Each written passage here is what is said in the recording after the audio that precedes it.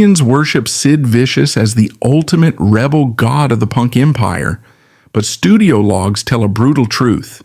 He was completely illiterate when it came to music. Beneath the iconic facade, Sid was nothing more than a corporate cash machine, bled dry by the entertainment elite. So why did a 21-year-old wake up in the grim confines of room 100 next to a girlfriend who had stopped breathing? How did he become the perfect pawn in a meticulously calculated cover-up? And what chilling secret regarding the chemical reaction that ended his life just days before his trial points directly to his own biological mother? Before the moniker and the spiked hair, he was John Simon Ritchie, a deeply volatile youth wandering the economically depressed streets of 1970s London. He held no musical pedigree and demonstrated zero ambition toward mastering an instrument of any kind. His primary contribution to the burgeoning underground scene was physical intimidation and unprovoked aggression. Inside the cramped, sweat-drenched walls of London's 100 Club, Ritchie engineered a violent physical reaction to the live music. He invented the pogo dance, a chaotic vertical jumping motion that fans later claimed was an expression of pure artistic energy. Police reports and eyewitness accounts from the era tell a completely different story regarding his true intentions. Ritchie designed the movement specifically to generate enough upward momentum to drive his elbows and fists into the faces of audience members who weren't part of the core scene. It was a calculated method of physical assault, establishing his reputation as a dangerous liability in public spaces. This exact penchant for unprovoked violence caught the eye of Malcolm McLaren, the shrewd and calculating manager of the Sex Pistols.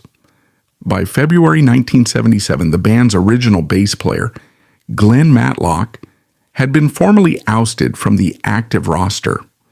Matlock was a competent songwriter who understood song structure, but he lacked the aggressive visual aesthetic McLaren demanded for the front pages. The manager needed a replacement immediately, but he was not searching for a musician to fill the sonic void. He required a highly visual, unpredictable frontman who could guarantee constant tabloid coverage without demanding creative control. Ritchie was drafted into the most controversial band in Britain without a single formal musical audition being conducted. His hiring criteria were strictly cosmetic and behavioral: a dangerously thin physique, a natural hostility toward authority, and a willingness to suffer physically for the cameras. McLaren immediately rebranded him as Sid Vicious, effectively erasing John Simon Ritchie and replacing him with a marketable two-dimensional caricature. The immediate operational problem was that the new bass player of the world's most infamous rock band did not know how to hold his instrument. Management attempted a rudimentary intervention, hiring Lemmy Kilmister, the formidable frontman of Motorhead, to provide emergency instrumental tutoring. The sessions were an unmitigated disaster from a technical and practical standpoint. Kilmister, a seasoned professional, quickly assessed the situation and delivered a blunt verdict to the management team. He stated unequivocally that the boy was completely hopeless and lacked the basic motor skills required to maintain a rhythm. This objective failure did not deter McLaren in the slightest, because the musical output of the band was entirely secondary to the media spectacle. The studio simply adapted to the reality that their new star was functionally illiterate when it came to audio recording and live performance mechanics. The production of the band's landmark album, Nevermind the Bollocks, exposes the full extent of this audio fraud perpetrated on the public. Studio logs from Wessex Sound Studios confirm that Sid's contributions to the final master tapes were virtually non-existent. The recording sessions were strictly compartmentalized by the producers to protect the commercial viability of the expensive tracks. Lead guitarist Steve Jones, operating under the directive of the production team, secretly recorded the bass lines himself during closed sessions. Jones layered his own competent bass playing over the tracks, ensuring the album sounded massive and professional for radio syndication and major label distribution. When Sid was permitted in the studio, his bass was frequently tracked on an isolated channel and permanently muted during the final mixing phase. The record-buying public was purchasing an aggressively marketed illusion, completely unaware that the icon on the album cover had contributed nothing to the grooves on the vinyl. This elaborate deception extended directly to the band's highly publicized and chaotic live performances across Europe and America. Putting a musically incompetent member on stage presented a massive financial risk to the live sound dynamic and ticket sales. To solve this, management instituted a strict operational protocol for the front-of-house sound engineers working the mixing boards. Dave Goodman, a frequent sound engineer for the band, received explicit, non-negotiable directives regarding Sid's stage equipment. Goodman was ordered to physically unplug Sid's bass amplifier or completely kill his audio channel at the main desk. The objective was to eliminate any catastrophic noise that might derail the performance and expose the instrumental fraud to the paying audience. Sid was allowed to violently thrash around the stage, striking iconic poses, while the actual low-end frequencies were carried by the rest of the working band members. While his musical input was silenced, his physical image was exploited to maximum capacity by the management firm. McLaren actively encouraged Ritchie to inflict severe physical damage upon himself with broken glass during press junkets and backstage interviews. The manager knew these visceral, graphic images would guarantee prime placement in the NME and Melody Maker magazines. The resulting media circus directly inflated the band's market value, driving up record sales and booking fees across the industry. Yet, the contract Ritchie signed was effectively a document of financial surrender, drafted to benefit the corporate entity entirely. It granted Glitterbest Limited exclusive rights to his likeness, his performances, and his public persona, with virtually no clauses protecting his individual financial interests. He was a piece of intellectual property, legally bound to a management company that viewed his physical deterioration as a highly lucrative marketing campaign. While Sid generated millions in free advertising through his staged violent outbursts, he saw absolutely none of the actual revenue. He operated entirely outside the traditional financial structures of a professional contracted entertainer in the music industry. Ritchie did not possess a personal bank account, a savings trust, or any legal mechanism to secure or track his earnings. Every pound generated by record sales, concert tickets, and merchandise was aggressively funneled straight into the corporate accounts of Glitterbest Limited. This corporate entity was solely controlled by Malcolm McLaren, operating as an impenetrable fortress, shielding the capital from the talent. The management structure treated Sid not as a contracted partner, but as an indentured servant whose basic survival depended entirely on corporate handouts. McLaren maintained absolute psychological and physical control over his star by utilizing a deliberate, calculated financial stranglehold. Instead of issuing standard salary payouts or quarterly royalty checks, management issued Sid sporadic, meager allowances of physical cash. These cash drops were meticulously calculated to be just enough to cover his immediate daily necessities and his escalating chemical dependencies. Keeping him constantly broke ensured he could never hire independent legal counsel to review his contracts or audit the company ledgers. It also guaranteed he would show up to the next photo shoot or gig, desperate for the next handful of bills from his handlers. The system deliberately weaponized his severe addiction, using it as a reliable tool to enforce total compliance and prevent any rebellion against the glitter best hierarchy. The global audience worshipped Sid Vicious as the ultimate punk god, a terrifying force of nature who answered to no established authority. The grim reality behind the curtain was that he was wearing an unplugged instrument, pantomiming a violent revolution for an audience of millions. He was arguably the most famous bass player on the planet, yet he remained an unpaid, chemically dependent employee, stripped of all financial agency. This tightly controlled corporate dictatorship seemed infallible, generating massive profits while the talent slowly starved on a drip feed of allowance money.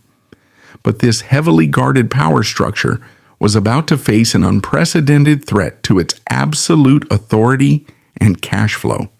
A new variable was about to enter the ecosystem, someone who instantly recognized the financial exploitation and dared to challenge the executives controlling the purse strings.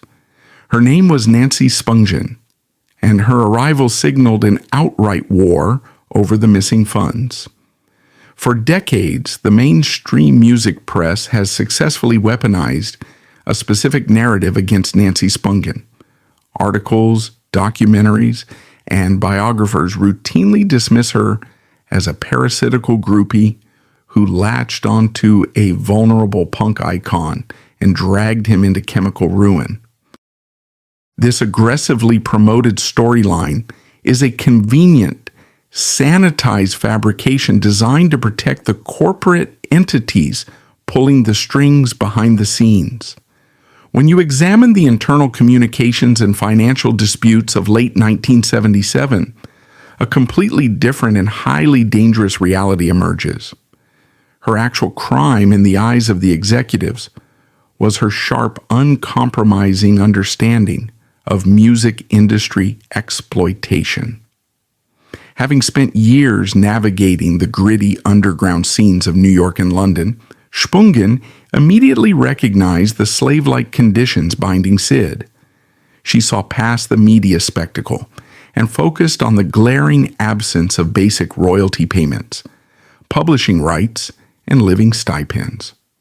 Unlike the rest of the compliant entourage, she refused to accept the meager cash allowances doled out by Malcolm McLaren. Spungen possessed the street-level intelligence to realize that the band's massive global revenue was vanishing into offshore corporate accounts.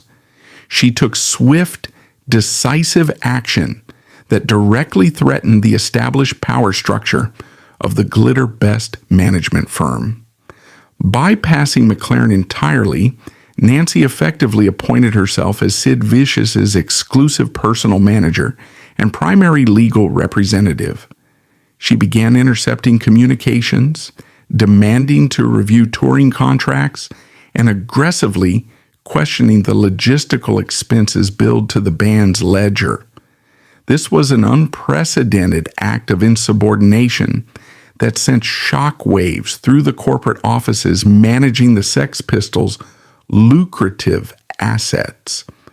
The executives suddenly found themselves dealing with a relentless negotiator who could not be silenced or bought off with a 20-pound note.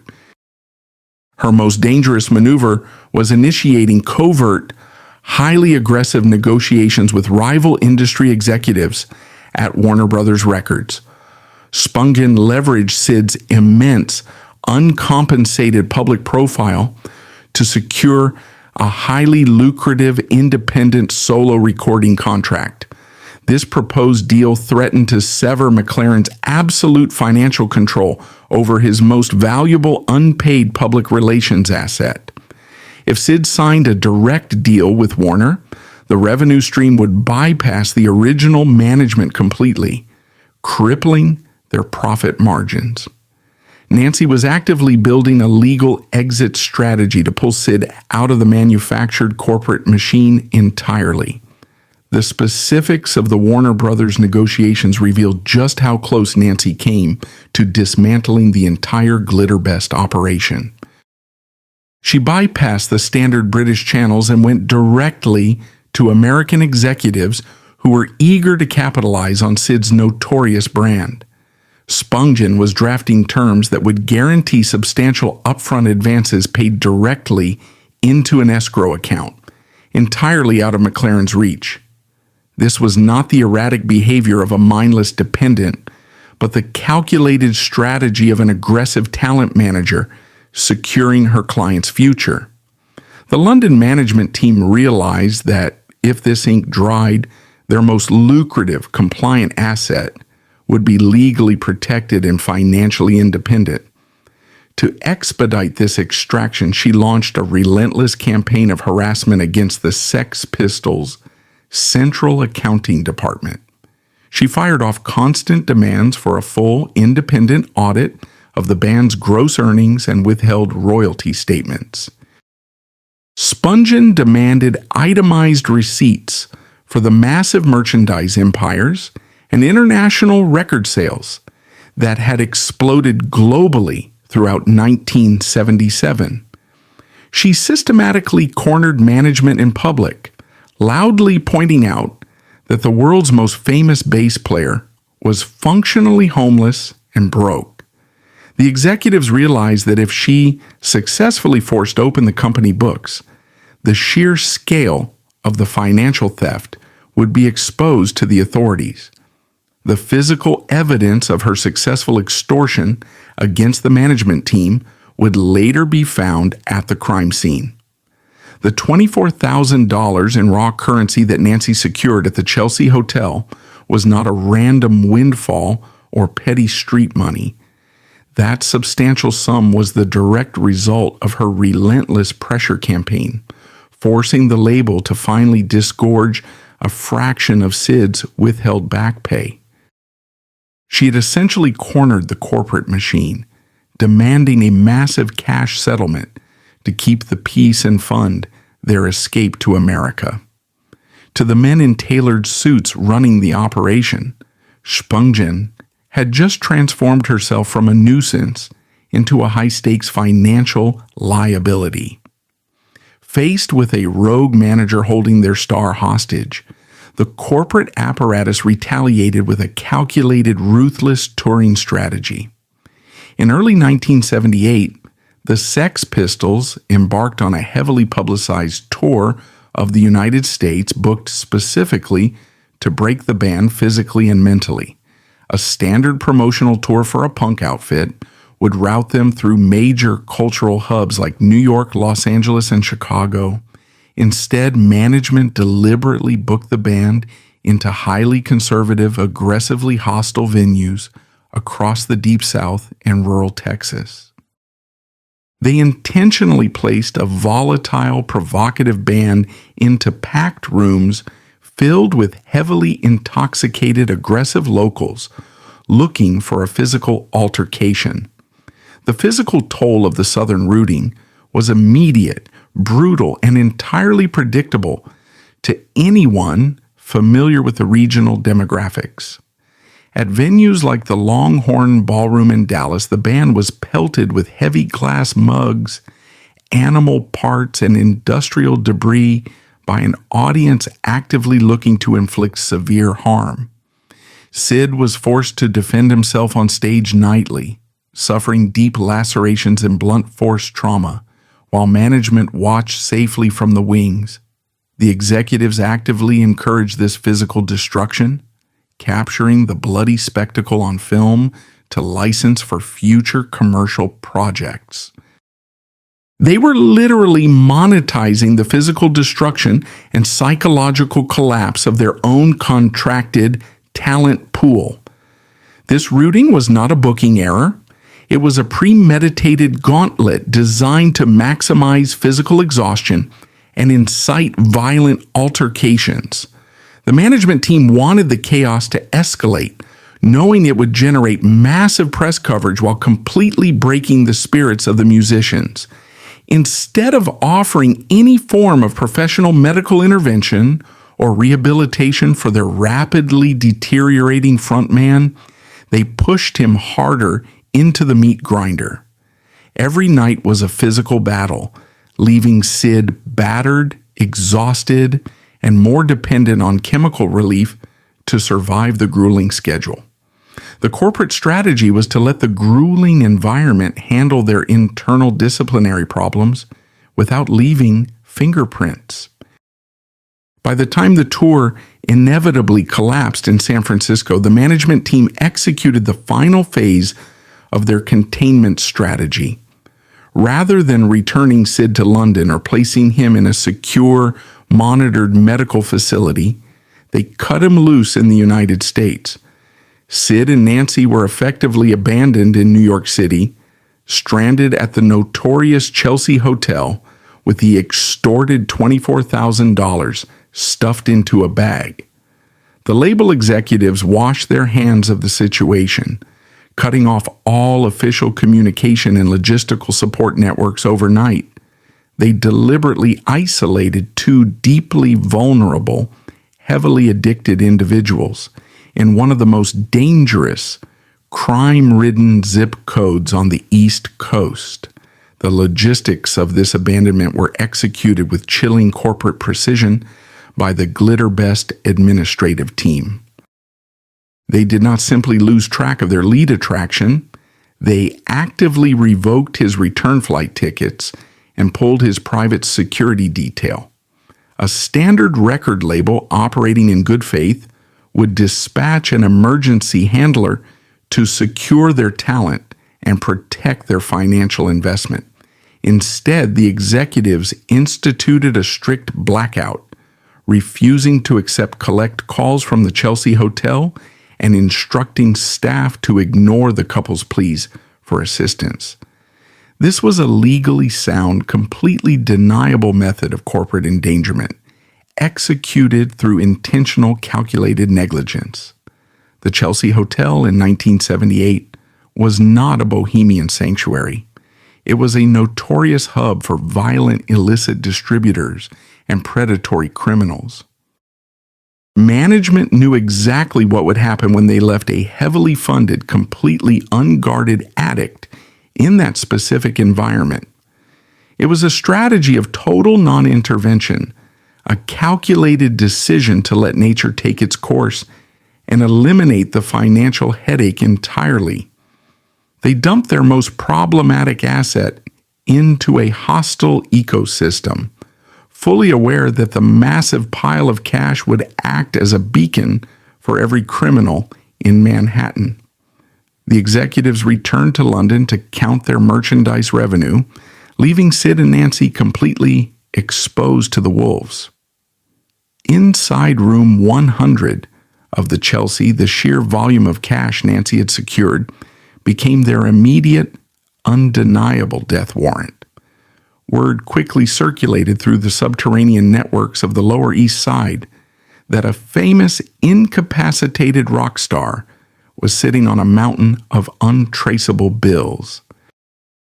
The hotel corridors were prowled by armed dealers, aggressive opportunists, and violent transients who immediately targeted the highly vulnerable couple. Sid was physically shattered from the grueling, violently engineered tour, rendering him entirely incapable of defending himself or the money in the room. Nancy, despite her formidable street smarts, had brought a fortune into a shark tank without any private security muscle to back her up.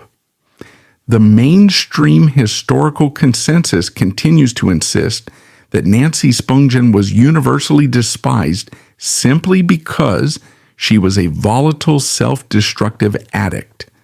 The cold, unvarnished corporate reality is that she was classified as public enemy number one because she had the audacity to demand a forensic audit.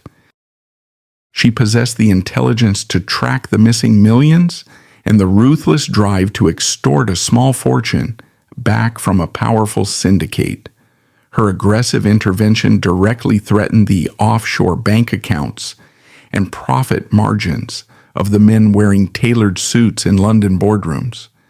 As the door to room 100 closed for the final time, the corporate machinery had successfully isolated their biggest financial threat in a room full of lethal opportunists, ensuring the problem would permanently resolve itself before morning. On the morning of October 12, 1978, the front desk of the Chelsea Hotel received an incoherent, frantic phone call from room 100. A bellboy was dispatched to the first-floor suite. Inside, he made a gruesome discovery. Nancy Spungen lay bleeding out on the bathroom floor. The New York Police Department received the official dispatch call shortly after. Rolling patrol cruisers to the notorious West 23rd Street address. What followed over the next several hours was not a rigorous criminal investigation, but a catastrophic failure of basic law enforcement procedure. The crime scene was effectively destroyed by the very authorities sworn to process and protect it. Standard forensic protocol demands the immediate establishment of a hard perimeter to preserve the physical integrity of a potential murder site. The responding patrol officers from the 10th Precinct completely ignored this fundamental directive upon arriving at the hotel corridor. They did not string up crime scene tape, they did not post a guard at the elevator bank, and they failed to lock down the primary stairwell. The door to room 100 was left wide open, transforming an active incident site into a chaotic public thoroughfare. This gross negligence immediately compromised every piece of physical evidence located within the four walls of the apartment. When the detectives from the 3rd Homicide Zone arrived, operating under the command of Detective Thomas Ryan, the contamination was already absolute. Official precinct logs and eyewitness statements confirmed that the room was packed with unauthorized personnel before the medical examiner even arrived.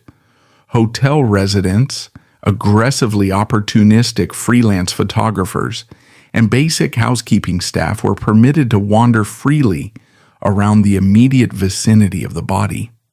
They tracked physical evidence across the carpet, moved furniture, and contaminated the forensic traces left behind by the actual perpetrator. The chain of custody was effectively broken before the crime scene unit could even calibrate their camera lenses. This intentional or severely incompetent lack of crowd control provided the perfect cover for a secondary crime to occur right under the noses of the NYPD. As the room filled with unauthorized civilians and careless patrolmen, the substantial physical assets hidden inside the suite vanished without a trace. The $24,000 in raw cash that Spungen had aggressively extorted from the London management firm was completely cleaned out of the luggage.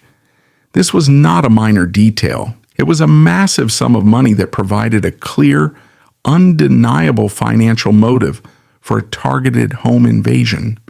Yet the responding detectives completely failed to log the missing cash or secure the personal effects of the victims upon arrival. The disappearance of the money shifted the reality of the crime from a domestic dispute to a highly calculated robbery and fatal assault. Whoever entered room 100 that morning knew exactly where the cash was stored and waited for the perfect moment to strike. They navigated the chaotic hotel corridors, bypassed the sleeping musician, secured the cash, eliminated the only waking witness, and slipped away unnoticed. The complete failure of the police to lock down the building meant the killer easily walked right out the front doors of the Chelsea lobby. The NYPD allowed a heavily funded assailant to vanish into the Manhattan morning because they refused to secure a simple hotel perimeter, instead of initiating a citywide manhunt for the missing $24,000 and the phantom intruder. Detective Ryan's squad took the easiest possible route. They found Sid Vicious wandering the hallways in a state of severe chemical delusion, physically covered in the aftermath of the scene. The detectives immediately slapped the cuffs on the incoherent 21-year-old, frog-marching him out of the hotel for the waiting press cameras. It was a visually spectacular arrest that guaranteed the 10th Precinct front page coverage in every major metropolitan newspaper by the evening edition. The police department desperately needed a high-profile win to boost their public image, and this notorious rock star provided the perfect defensible scapegoat. However, the physical evidence collected at the precinct and the subsequent medical examinations completely shattered the police department's convenient narrative. The official toxicology report processed after the arrest confirmed the exact chemical composition circulating in the suspect's bloodstream during the estimated time of death. The blood work proved unequivocally that Sid had ingested a massive quantity of Tuinal, a highly potent central nervous system depressant. Medical records estimate he swallowed roughly 30 capsules of the heavy barbiturate in the hours leading up to the murder. This specific dosage was not just intoxicating. It was a paralytic amount that completely incapacitated his motor functions and spatial awareness. In clinical terms, a 30-pill dose of Tuinal triggers a severe medical condition known as ataxia. This state strips the human body of its ability to coordinate voluntary muscle movements, maintain basic balance, or process immediate surroundings. A patient suffering from advanced Tuinal-induced ataxia cannot walk in a straight line, let alone grip a weapon with lethal targeted precision. The physical act of inflicting that specific deep tissue trauma requires significant leverage, balance, and deliberate physical force. Sid's confirmed physiological state at the time of the stabbing rendered him physically incapable of generating that specific type of kinetic violence. The forensic analysis of the weapon in question itself further exposes the gaping holes in the official police docket. The weapon recovered from the scene was a Jaguar K11 hunting knife, a heavy blade that requires a firm, intentional grip to operate effectively. When the crime scene technicians finally dusted the handle for latent prints at the laboratory, the results were incredibly problematic for the prosecution. The official forensic report logged into evidence clearly stated that the handle of the Jaguar K11 contained absolutely zero fingerprints matching Sid Vicious. The weapon had not just been dropped. The physical surface of the grip had been completely sanitized prior to discovery. The laboratory technicians noted that the handle of the blade had been wiped clean with a specific deliberate friction, likely using a cloth or towel. This crucial detail establishes a level of cold, calculated premeditation that completely contradicts the profile of a drug-fueled crime of passion. A man suffering from a massive chemical overload of heavy barbiturates does not fatally strike his girlfriend in a blind rage and then meticulously wipe down the weapon. He certainly does not perform this highly aware forensic countermeasure and then simply climb back into bed to sleep off the drugs.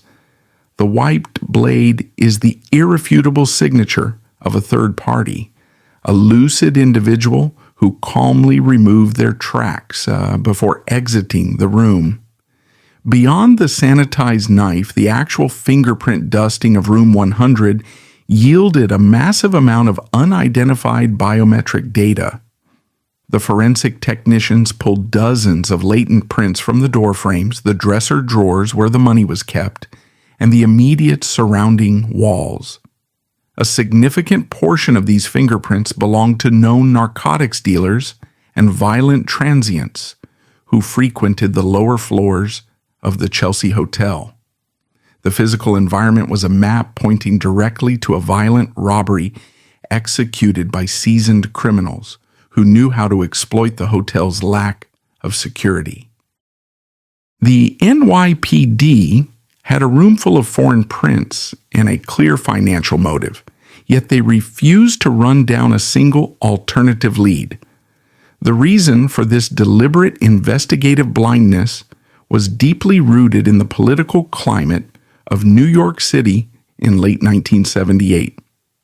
The city was facing a severe financial crisis, violent crime rates were astronomical, and the police department was under massive pressure to show definitive results. A protracted, complex investigation into a missing $24,000 and a phantom illicit distributor would drain precinct resources and keep an ugly, unsolved tragedy in the headlines. Handing the district attorney a famous, heavily despised punk rocker wrapped up with a neat bow was a political absolute necessity. The truth of what happened in room 100 was sacrificed entirely to the administrative need for a rapid, closed case file. Detective Ryan and his superiors actively ignored the toxicology reports, buried the evidence of the wiped blade, and dismissed the missing cash as irrelevant. They focused the entirety of their investigative power on extracting a confession from an individual whose brain was heavily compromised by withdrawal and trauma. The detectives subjected Sid to grueling, unrecorded interrogations, feeding him details of the crime scene until his confused statements mirrored their official theory. The entire case was built on the coerced, fragmented memories of a physically shattered addict rather than the hard forensic science sitting in their own evidence lockers. The corporate management in London watched this miscarriage of justice unfold from across the Atlantic and offered absolutely no legal intervention. They refused to post his bail, they refused to hire independent forensic investigators, and they allowed the NYPD to control the entire narrative without pushback. The men who profited off his violent image were perfectly content to let him take the fall for a murder he physically could not have committed. It was the ultimate corporate write-off, allowing the American justice system to dispose of their most problematic asset without costing the label a single dime in legal defense. The New York Police Department possessed clear, undeniable physical evidence of a third-party killer who had calmly wiped the weapon and emptied the cash drawers. But instead of launching a manhunt for a ruthless, calculating murderer walking the streets of Manhattan, they chose the path of least resistance. They handcuffed a comatose, medically incapacitated 21-year-old to a holding cell bed and called a press conference to celebrate their flawless police work. The actual perpetrator walked away with a fortune, shielded by a police department that cared more about public relations than the actual pursuit of a prime suspect. The mainstream press heralded his incarceration at Rikers Island as a brutal but necessary intervention that would ultimately save his life. Music journalists and industry insiders painted a narrative of a chaotic punk icon finally being forced to face his demons behind bars. They sold the public on the idea that the prison system was acting as a harsh rehabilitation center, drying him out and preparing him for a triumphant return. The medical logs and internal facility records from the New York Department of Correction tell a vastly different and highly disturbing story. The intervention at Rikers was not a therapeutic salvation. It was a blunt force biological trauma that systematically dismantled his remaining physical defenses. Upon his arrival at the notorious correctional facility, Sid was not processed into the general inmate population for a standard holding period. Given his high profile and heavily deteriorated physical condition, administrators immediately transferred him to the C-73 Mental Observation Unit. This specific ward was not designed for comprehensive addiction recovery, psychological healing, or careful physiological tapering. It was a sterile, high-security holding pen, utilized primarily to monitor severely unstable inmates and prevent immediate in-custody fatalities.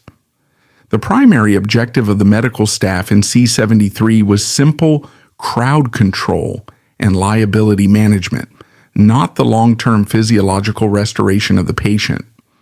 A persistent myth surrounding his time at Rikers Island is the grueling, romanticized narrative that he kicked his heavy narcotic habit completely cold turkey. Biographers often describe him sweating out the toxins in a solitary cell, relying on pure willpower to break the chemical chains. The actual medical dispensation logs from the prison infirmary completely invalidate this dramatic, heavily sanitized fabrication. The attending physicians did not allow his system to naturally purge the accumulated narcotics and slowly rebuild its own natural equilibrium. Instead, they initiated a highly aggressive, deeply flawed chemical substitution protocol designed to rapidly suppress his severe physical withdrawal symptoms. The foundational element of this state-sponsored treatment plan was the daily mandated administration of methadone by the nursing staff. Methadone is a potent, long-acting synthetic opioid designed to occupy the brain's narcotic receptors without delivering the intense euphoric peak of street-level substances. However, it is still a heavy, physically demanding chemical compound that requires massive biological processing by the human body to filter out. The prison doctors were essentially replacing an illegal, unregulated chemical dependency with a legally sanctioned, highly concentrated one. This approach successfully kept the inmate docile and physically manageable for the guards, but it wreaked absolute havoc on his internal organ systems. To further neutralize his erratic behavior and prevent potentially fatal withdrawal seizures, the medical staff introduced a secondary compound into his daily regimen. They prescribed heavy, continuous doses of Valium, a powerful benzodiazepine that acts as a severe central nervous system depressant. The clinical combination of methadone and high-dose Valium is notoriously dangerous in the modern field of clinical pharmacology. Both substances aggressively slow down respiratory function and place an immense metabolic strain on the internal organs tasked with filtering blood. The prison was administering a heavy chemical cocktail that forced his physiological systems to work overtime just to process the daily medication. The brunt of this relentless chemical assault fell entirely on his already compromised hepatic system during his 55 days in custody. The human liver serves as the body's primary filtration engine, utilizing complex enzyme structures to break down foreign toxins and clear them from the bloodstream. Years of severe malnutrition, heavy alcohol consumption, and chronic intravenous drug use had already left Sid's liver deeply scarred and heavily underperforming. The sudden prolonged introduction of the concentrated methadone and Valium protocol overwhelmed whatever functional filtration capacity his liver had left. Instead of healing during his incarceration, his primary internal defense organ was actively being pushed toward total mechanical failure. Over the course of his detainment, the continuous barrage of heavy synthetic depressants caused severe, unmonitored hepatic degradation. The liver essentially lost its structural ability to efficiently synthesize the specific enzymes required to metabolize complex chemical compounds. This is a critical biological threshold in the timeline of his physical deterioration that the medical staff completely failed to recognize. A healthy liver acts as a biological shield, processing toxic loads rapidly enough to prevent the central nervous system from being completely overwhelmed. By the time his release date approached, the medical protocol at Rikers had fundamentally dismantled this vital biological defense mechanism. Concurrently, a second equally dangerous physiological transformation was taking place deep within his cellular structure inside the C-73 unit. Because the street-level narcotics had been completely removed from his system for nearly 2 months, his brain chemistry began a process of forced adaptation. This phenomenon, known in forensic pathology as a metabolic reset, is often tragically misunderstood by both the public and law enforcement agencies. A metabolic reset does not mean the patient is cured, revitalized, or physically resilient against future exposure to illicit substances. It simply means that the cellular receptors in the brain have entirely lost their hardened, necessary resistance to heavy chemical stimulation. Throughout 1977 and 1978, Sid had unknowingly built up a massive, highly abnormal tolerance to extremely potent, unregulated opioids.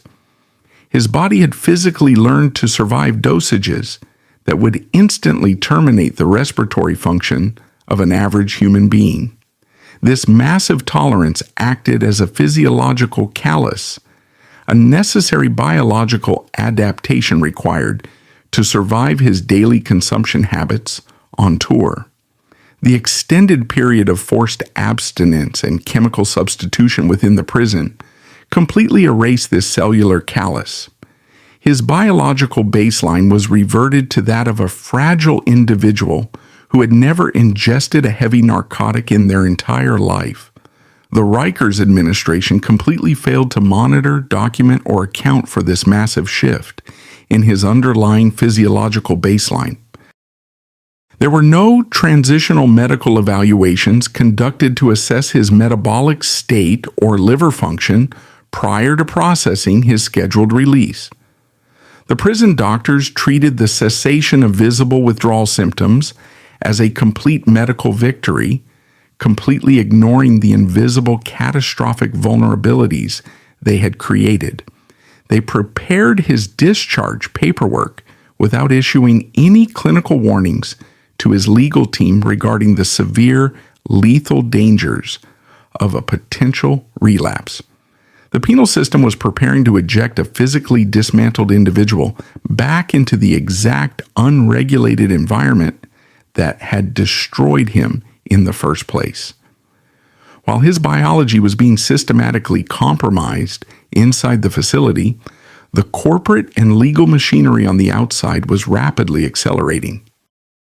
Virgin Records and various legal entities associated with his former management were aggressively maneuvering to secure his immediate release on bail. Their motivation was not rooted in a sudden concern for his long-term health, his mental stability, or his comprehensive rehabilitation.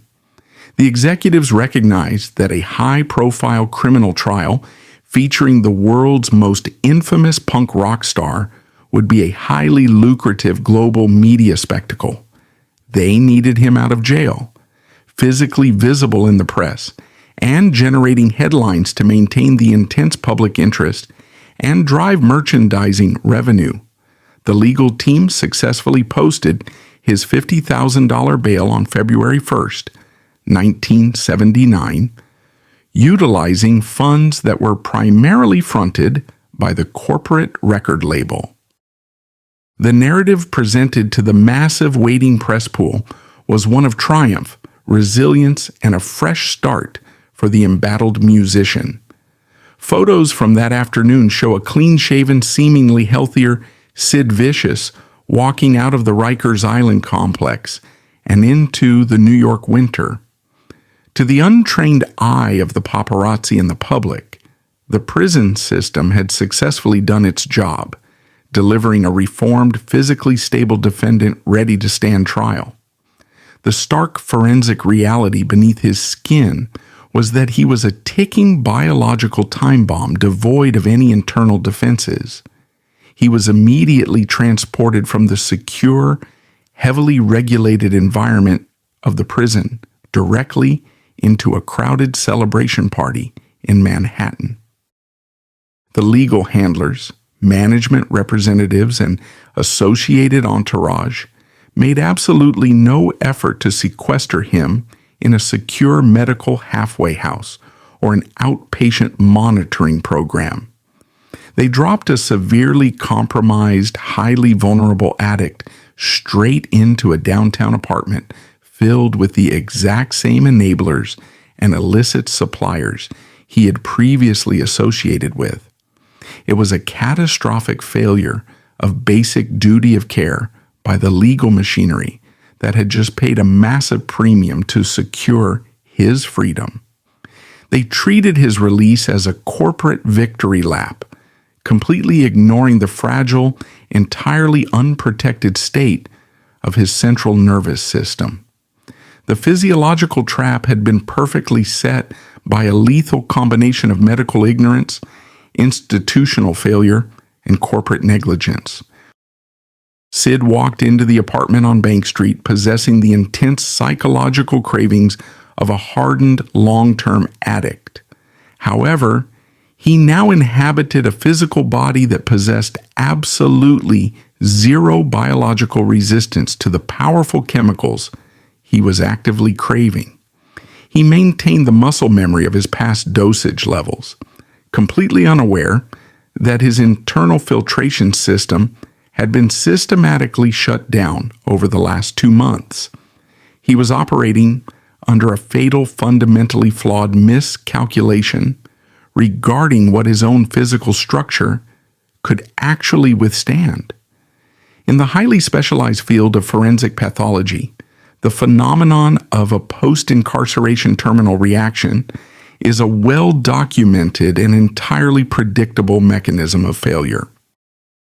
When a heavy user attempts to resume their historical baseline dosage after an extended period of enforced abstinence, the body simply cannot process the sudden chemical influx. The respiratory system, no longer protected by the calluses of daily exposure, immediately shuts down in response to the overwhelming toxic load. The handlers and legal professionals surrounding Sid that evening were either entirely ignorant of this basic biological reality, or they simply did not care enough to intervene. They allowed him to walk directly into an entirely predictable physiological ambush without a shred of medical oversight. The extended medical intervention at Rikers Island was universally celebrated by the media as his ultimate salvation from the grim reality of the streets. But the cold biological reality proves that the aggressive, high-dose chemical protocol administered by the prison doctors irreparably damaged his liver and entirely erased his tolerance. The state-sponsored rehabilitation did not save his life. It completely stripped away his biological armor. The correctional facility ultimately transformed the exact same dosage of illicit compounds he used to survive on a daily basis into an immediate, unstoppable, fatal administration just waiting to occur. The celebration held at the Greenwich Village apartment on Bank Street was designed to project an image of triumphant survival to the waiting press. Inside the cramped walls on the evening of February 1st, 1979, The atmosphere was a chaotic mix of legal relief and deeply entrenched chemical dependency. Sid Vicious was surrounded by his mother, Anne Beverly, a newly acquired girlfriend, and a tight circle of enablers who completely controlled his immediate environment. The gathering was ostensibly a dinner party to celebrate his release on bail, but the underlying reality was a rapid return to heavy intravenous substance consumption. The individuals occupying that apartment were not a support system. They were active participants in an unregulated illicit ecosystem, operating completely outside the bounds of the law. The specific chemical compound introduced into the apartment that night was not the standard heavily diluted street product typical of the late 1970s New York market. Forensic analysis and subsequent DEA intelligence regarding the local narcotic supply chain established a terrifying reality regarding the specific batch delivered to Bank Street. The substance circulating at that gathering possessed an estimated purity level hovering around 80%. To understand the lethality of this number, one must recognize that standard street-level product during this era was aggressively cut with lactose, quinine, or mannitol, reducing the actual purity to roughly 10 to 20%. The substance Sid injected was practically unadulterated diacetylmorphine, a pharmaceutical-grade narcotic weapon capable of instantly shutting down a healthy respiratory system. When combined with the total loss of biological tolerance engineered by his recent incarceration, the introduction of the 80% pure compound triggered an instantaneous physiological catastrophe. The massive influx of unadulterated diacetylmorphine crossed the blood-brain barrier in a matter of seconds, immediately binding to the mu-opioid receptors in the brainstem. This specific region of the brain is entirely responsible for controlling the autonomic respiratory drive, the involuntary mechanism that commands the lungs to inhale and exhale. The chemical overload effectively severed this biological command link, sending an immediate, non-negotiable shutdown signal to the diaphragm and intercostal muscles. His breathing did not slow down gradually over a period of hours. The respiratory drive was violently terminated almost the exact moment the plunger was depressed. The timeline of events immediately following this fatal injection has been the subject of massive historical distortion, largely fueled by the individuals present in the room. The official police dispatch logs confirmed that emergency services were not contacted until well into the following morning, creating a massive unaccounted for chronological void. There was an estimated delay of at least 120 minutes between the time Sid was discovered unresponsive and the moment the 911 call was finally placed. This 2-hour window of inaction was not the result of panicked confusion or a tragic misunderstanding of his medical state by the party guests. It was a cold, calculated period of deliberate crime scene sanitation orchestrated by individuals prioritizing their own legal immunity over a human life. During those critical 120 minutes, the physiological window for successful cardiopulmonary resuscitation permanently closed. The apartment occupants systematically scrubbed the immediate environment, flushing the remaining narcotic supply down the plumbing and meticulously hiding the used syringes and cooking spoons. They knew that a fatal reaction involving a high-profile prime suspect out on bail would invite an aggressive tearing apart of the apartment by the NYPD Vice Squad. By the time the paramedics finally breached the front door, they walked into a deeply sanitized environment, devoid of the chemical evidence required to immediately diagnose the crisis. The lack of standard opioid reversal agents like naloxone in the apartment, combined with the intentional delay in summoning professional medical help, guaranteed a fatal outcome. The ultimate forensic truth regarding his final moments does not reside in the contradictory witness statements, but within the sterile walls of the New York City Medical Examiner's Office. The official autopsy report, a clinical document devoid of emotion or media spin, meticulously catalogs the precise internal damage inflicted by the lethal injection. When the forensic pathologist performed the standard Y incision and extracted the internal organs, the physical weight of the lungs provided the immediate cause of death. Healthy human lungs are remarkably light and spongy, designed to efficiently exchange oxygen and carbon dioxide across a massive network of microscopic air sacs called alveoli. Sid's lungs, however, were found to be incredibly heavy, densely engorged, and completely saturated with biological fluids. The autopsy protocol explicitly documented a highly specific physical marker, a dense layer of pink and purple frothy sputum pooled around the victim's airways. In forensic pathology, this specific finding is the irrefutable hallmark of acute pulmonary edema. When the brainstem shut down the respiratory drive, massive internal vascular pressure physically forced biological fluid directly into the lungs. The rapid influx of fluid mixed with oxygen to create a crimson froth that aggressively forced its way out of the mouth.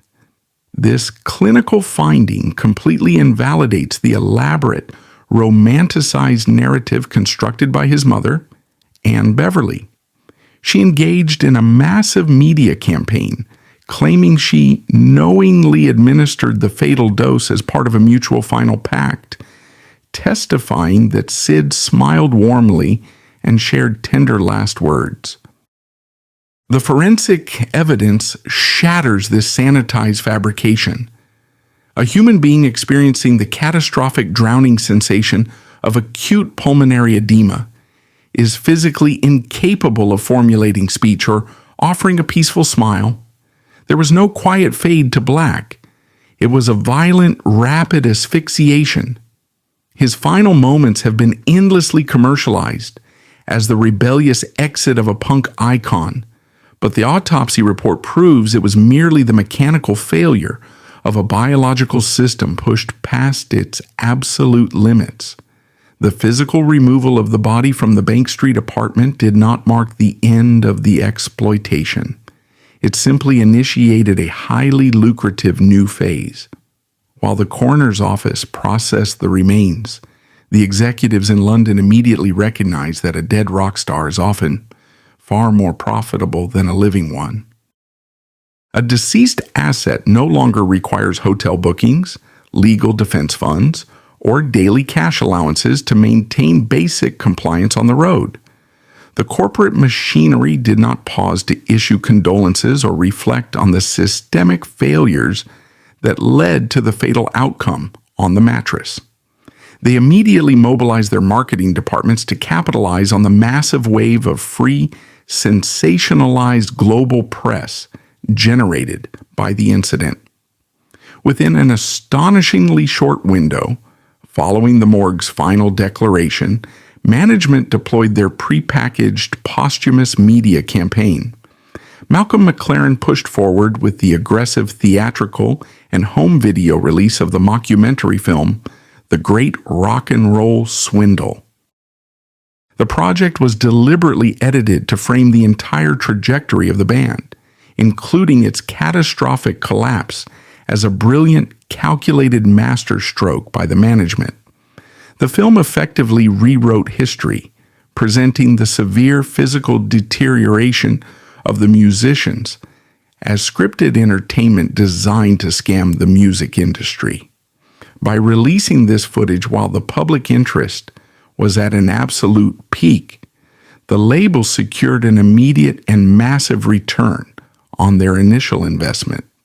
The most cynical and highly profitable component of this posthumous rollout was the aggressive syndication of the song My Way. Sid's heavily mocking off-key rendition of the classic standard had been recorded months prior and captured extensively on high-grade film stock. Management rushed to press the track onto 7-inch vinyl, distributing millions of copies to record stores actively cashing in on the morbid curiosity of the global public. The physical units moved at an unprecedented rate, climbing the international charts and generating an absolute fortune in mechanical royalty payouts. Every time a radio station played the track to commemorate the fallen icon, a check was automatically generated and routed directly back to the corporate holding companies. The promotional music video assembled to market the single stands as a chilling piece of corporate sociopathy. The footage features Sid performing in a stark white tuxedo, sneering at the camera before producing a prop handgun and firing directly into the wealthy audience. When this footage was originally shot, it was intended to be a provocative visual gag attacking the established entertainment elite. By the time it was broadcast across international television networks, the image of the young man pulling a trigger was weaponized as a grim, mocking irony. The management company used the very real, very recent specter of death to sell a visual punchline, aggressively monetizing the horrific reality of their former client's demise. Despite this massive influx of post-mortem revenue, the actual estate of the deceased musician was completely frozen out of the profit-sharing structure. The original contracts drafted by Glitterbest Limited were constructed as impenetrable legal fortresses, designed specifically to retain all primary copyrights and master recordings in perpetuity. When a recording artist signs a standard contract, there are usually clauses dictating how posthumous royalties are distributed to next of kin or designated beneficiaries. Sid Vicious possessed no such protections, meaning the millions of dollars generated by his face, his voice, and his tragic narrative bypassed his bloodline entirely. The executives essentially owned the ghost, possessing full legal authority to license his image for merchandise without requiring approval or issuing payment to anyone else. This blatant financial exclusion triggered a desperate legal war initiated by Anne Beverly to reclaim her son's stolen assets. However, she fundamentally misunderstood the sheer scale of the corporate legal apparatus.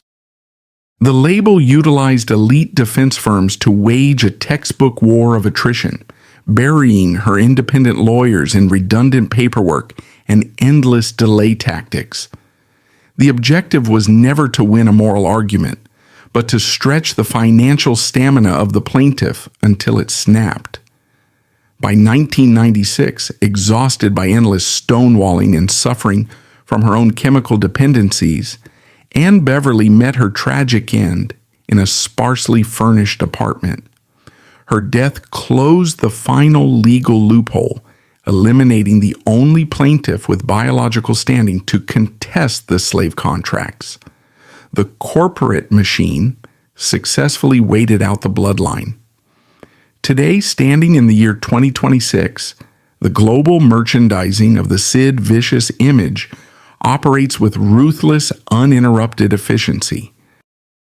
His likeness has been licensed to multinational fast fashion retailers, high-end designer brands, and a massive network of authorized memorabilia dealers. The snarling, heavily damaged 21-year-old has been reduced to a highly profitable, sanitized logo printed on expensive jackets and mass-produced coffee mugs.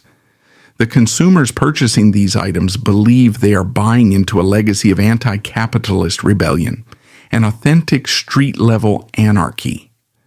The grim reality is that they are feeding the exact same corporate architecture that starved, exploited, and ultimately discarded the human being printed on the fabric. The true perpetrators, in this case, never faced a judge, never sat in a holding cell, and never had to explain their actions to a jury. They deliberately routed a vulnerable asset into hostile territory, withheld his living wages, and abandoned him in a volatile environment, allowing the NYPD to frame the victim for a fatal crime he physically could not commit. The ultimate horrifying irony of the Sid Vicious legend is that the establishment he supposedly fought against won the war on day one. He remains permanently trapped inside the corporate machine, a highly lucrative ghost forced to generate endless capital for a system that never once had to answer for his untimely end.